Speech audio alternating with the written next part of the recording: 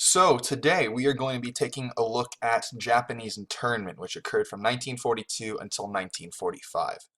The reasoning behind Japanese internment is the attack on Pearl Harbor, which occurred on December 7th, 1941. This was a surprise attack carried out by the Imperial Japanese Navy against the Pacific Fleet of the United States Navy. This was a significant attack. There were large amounts of ships, planes, and other war equipment destroyed. There was a significant loss of life to the tune of about 2,400 sailors as well as a few hundred civilians.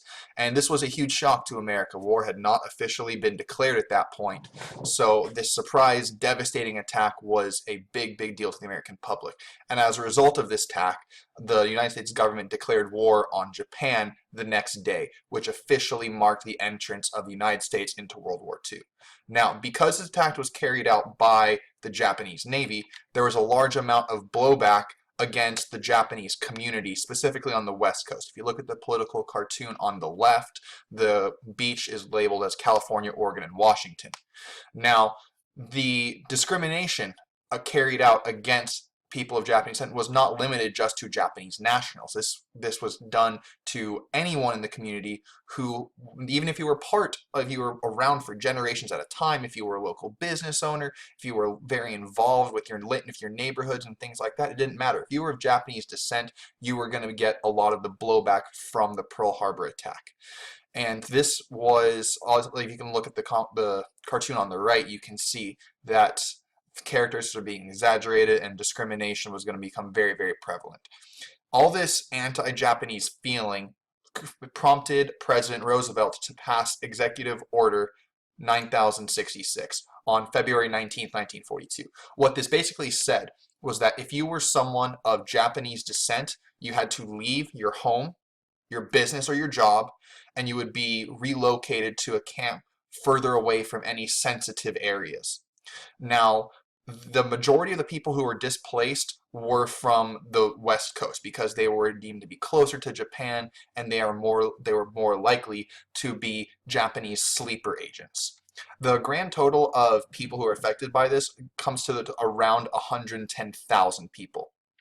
Now, this is a map of the various camps. Now, there were a couple further east. You can see a couple in Iowa, but the majority of them are west. The triangles represent the final destination, the actual internment camps. You'll see some smaller circles. A lot of them are in the Central Valley of California, and there are a couple up in Oregon and Washington. Those are relocation camps or assembly centers. And what these were way stations. This is where you would go in between your home and the internment camp, where you would spend as long as the government was going to tell you to spend. Now, these are pictures of two assembly centers, and the one on the left is labeled Turlock Assembly Center. The picture on the right shows the Merced Assembly Center. So there were local pieces of this story, and these were, like I said, way stations where the Japanese would go before they were finally directed to their designated internment camp. The Turlock Assembly Center has now been converted into the fairgrounds. These are other pictures of assembly centers. You can see these people are carrying only the things they can have in their hands, and that was all they could carry. They weren't allowed suitcases or anything like that, which means that a significant amount of property was left behind at the homes of these people. And given the anti-Japanese sentiment coming around at this time, it is unlikely that there would have been any significant law enforcement present to prevent looting of these. So there was in addition to all the social consequences of this, where people were being forced to leave their homes and their social networks, there was also widespread material losses on this front as well. This is the Turlock a picture from the Turlock Assembly Center. This is a picture of the actual internment camp. Now, it should be noted that while these might sound similar to the internment camps used by the Nazis against primarily the Jewish population of Europe, they are not that drastic. These were not death camps. We were not putting American citizens to death. We were simply trying to remove them from places where they might sabotage our war efforts. Now, just because they're not as bad as concentration camps does not mean these were necessarily five-star hotels where the Japanese were able to live out the remainder of the war in comfort. Far from it. The barracks were very crowded. So if you're a well-to-do Japanese family from California, you might go from having your own room with a family of 4 living in a house to living with dozens of people in one long barracks with very little privacy to speak of at all. And not only is this uncomfortable just because of the lack of privacy and everything else that goes along with living with that many people in a condensed space, but it's also dangerous. Fire hazards and the potential of other communicable diseases and things like that were much more prevalent in these internment centers than they would have been in an average community. These are other pictures of the internment camps. You can see they were fed, but again, this was not going to be the most comfortable situation for them. Now, the camps were surrounded by barbed wire, which you can see in these pictures, and there were guard posts to keep people from trying to escape. There were watchtowers that kept an eye on people, so these were essentially giant prisons. Well, the Japanese, though, to their credit, did try and make the best of their situation. They established schools, libraries, churches, and sports teams. Baseball was especially prevalent in the Japanese population as it remains today, and they even instituted Americanization classes. This definitely could have been part of an effort by the Japanese community to show, look, we are not Japanese saboteurs, we are trying our best to be American. This could definitely be an effort on that.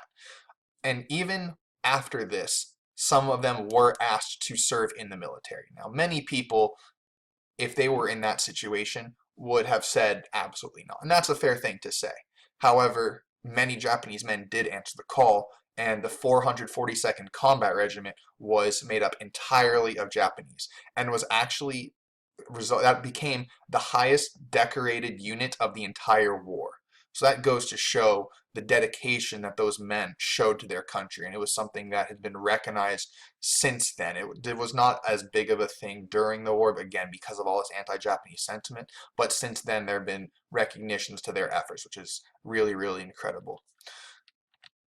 This is another picture of the camp.